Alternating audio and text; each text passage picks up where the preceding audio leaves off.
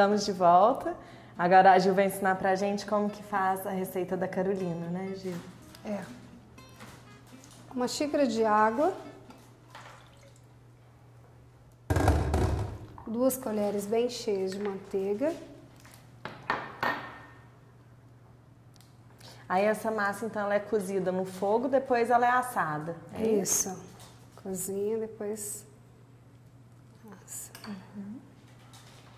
Uma pitada de sal, um pouco mais. Aí deixa essa água ferver e derreter a manteiga. Tá. E sempre manteiga, ao invés de margarina. O melhor, né? A manteiga é bem melhor trabalhar com ela. Essa receita você me contou anteriormente que você aprendeu ela com 14 anos, né? Foi. Como é que foi a história?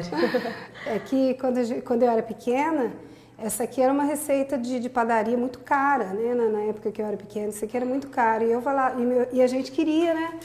Em casa, e 6 irmãos, meu pai não tem condição de comprar isso aqui para todo mundo. Aí eu falei, um dia eu vou aprender a fazer isso aqui.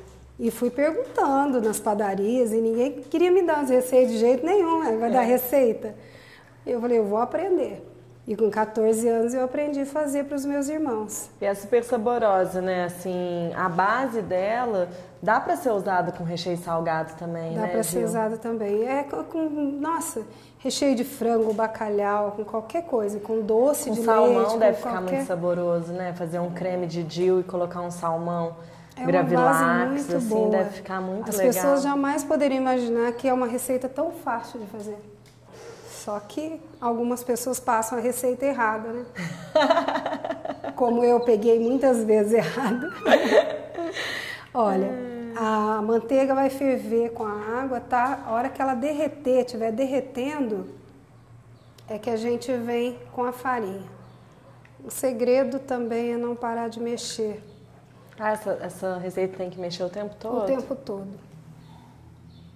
É como se fosse uma broa de fubá, né?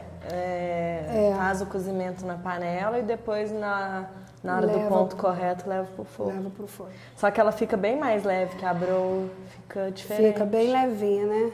E a broinha também é uma delícia fazer, né? Eu também gosto muito. E a farinha de trigo coloca de uma vez, tá? 1 xícara de farinha de trigo. Tá. Vai ficar uma massa igual massa de coxinha. Tá, uma massa cozida. O fogo tem que estar sempre alto? Ah, não necessariamente, pode estar médio.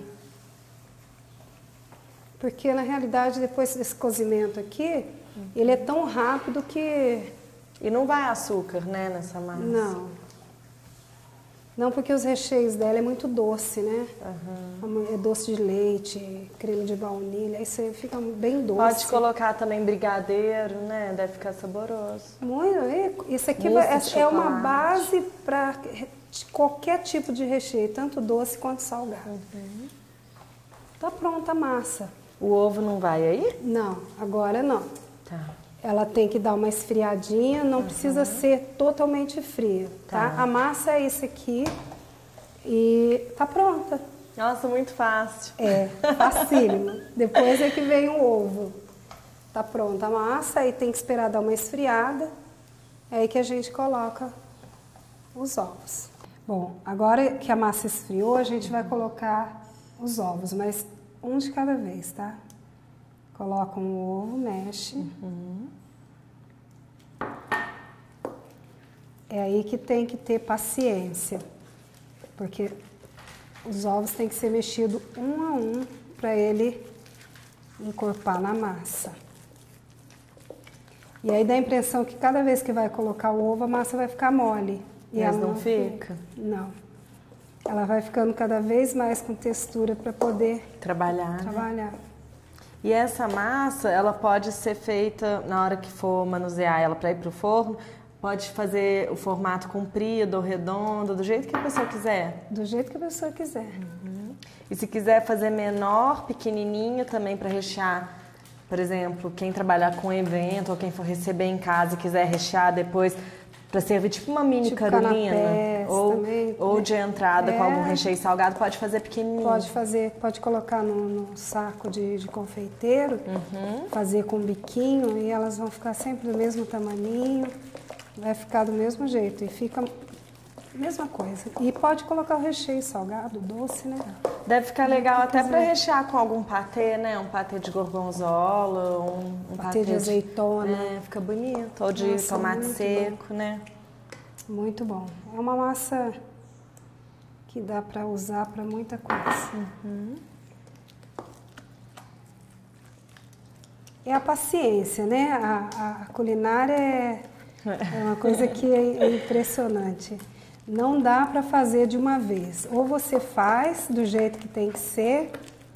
Mas a broa também é a mesma técnica, né? É o ovo é 1 a 1 mesmo. O segredo da broa é o fubá, né? Que não é aquele fubá normal que a gente usa, né? Bom, pelo menos a que eu faço, a broinha que eu faço é com o fubá mais fino, né? Que chama o fubá de canjiquinha. Você sabia?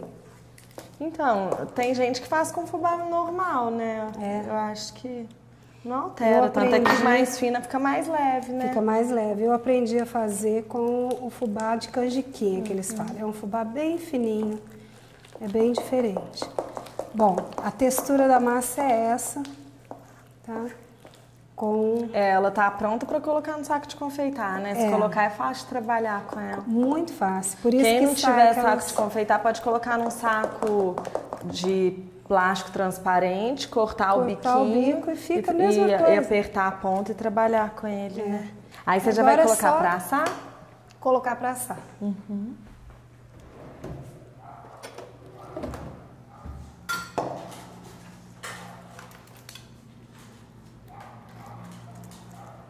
Aí a assadeira tem que estar untada, né? Com manteiga e farinha.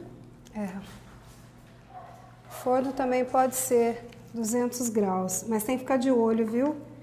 É uma coisa que, dependendo do forno, ela